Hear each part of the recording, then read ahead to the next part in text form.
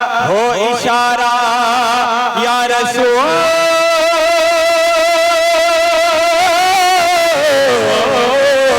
अल्लाह, तो चमक जाए मेरी किस्मत का तारा या रसूल अल्लाह। वो नबियों में रसूलों में नहीं अफजल कोई,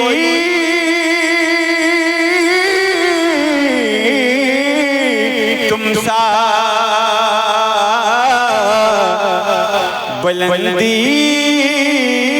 पर तुम्हारा है सितारा या रसूल अल्लाह। अब इंशाअल्लाह आप लोग बोलेंगे मोहब्बत से कहते सारा मजमा या रसूल अल्लाह। और उसकी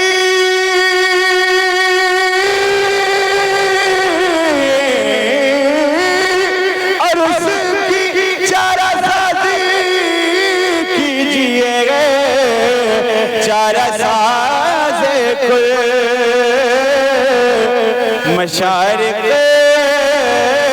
तन्हा तन्हा है बेचारा या रसूल अल्लाह।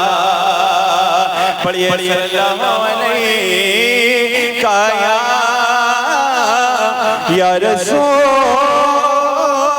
अल्लाह वसल्लम अलैका या